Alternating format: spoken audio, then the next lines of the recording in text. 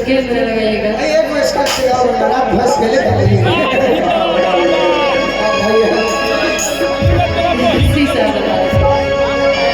आप तो नहीं हो सकता है, एक मेरा तो चेंज करना पड़ेगा। हमार कोनो से फरिया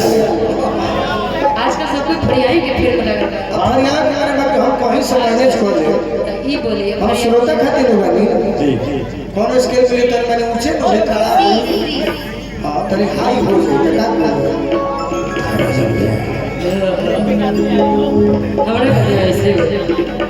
खरच इधर ये बोल रही भाई बोला है ये तो तू समझ बात टेंट वाले को पैसा ना दिए बड़ी बात चढ़ाओ तो सब भाई जैसे ये बोल रहे हैं इनके लिए तनी हम ना कर रहा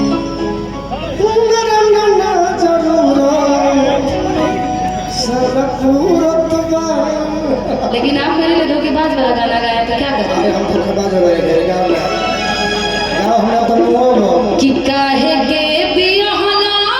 बाबूजी बाबूजी के रोल में ही नहीं बने कि काहे के बियाहला बाबूजी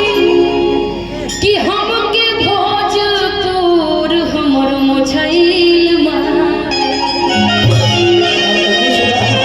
ना धीरे धीरे मोछा रहा आपका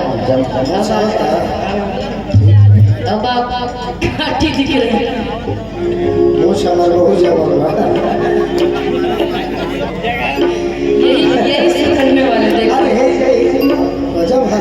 यही सुधरने वाले। आप यूट्यूब पर ऐसा कुछ नहीं बोलने वाला। हंस के गलती मत ठहरा दे तो आप बोली ना उसी तरीके से ये नो ना जाना नहीं किया आएगा क्या तुमने गलती ठहरा दे चाचा जी कि काहे के बियाहला बाबूजी कि हमके भोजपुर हमरो मोछैल मरदा कि हमरो मोछैल मरदा बोल के न जानी तो सबूर हमरो मोछैल बोल के न जानी तो सबूर हमरो मोछैल मरदा काहे के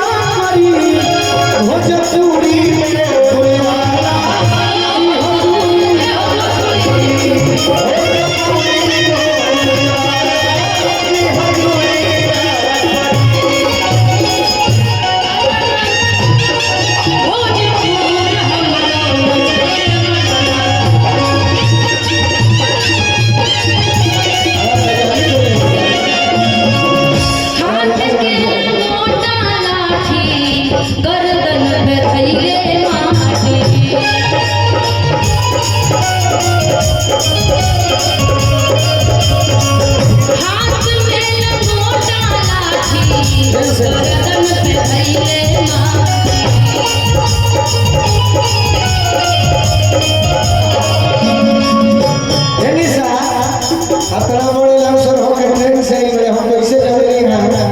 ट्रेन देखो तेरे को वही में कि कौन स्टेशन पर ट्रेन ले जा हमारा नाम खराब कर देगा। अरे नहीं कि उनको छोड़े के बाद मुस्कान के जाएगा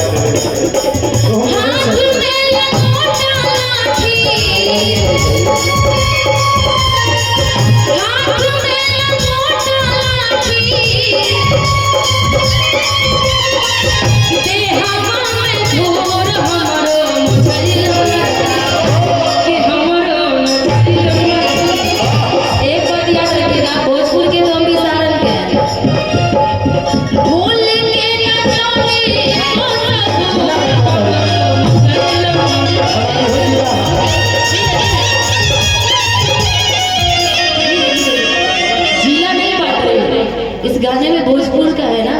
व्याख्या भोजपुर का है। तो मैं छपरा ये साल जिला पहले ही था, बाद में बताया आई नो, लेकिन हम भोजपुर, हम छपरा। तो बाय द वे मान लीजिए आप भोजपुर के पति हो गए,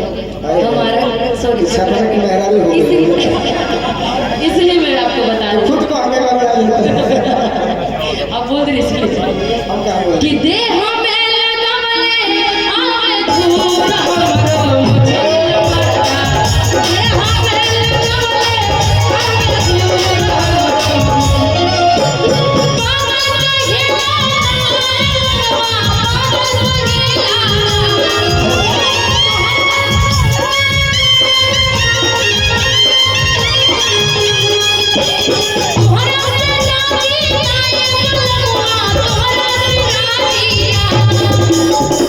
तोहरा से राजीला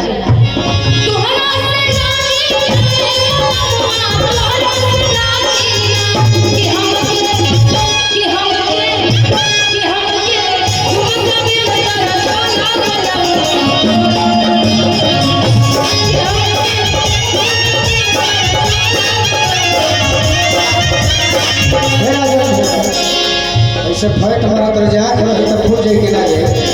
नानो फोटे राव नसरी रहा ये निशा है कहलिए कि हमारा बोलो कि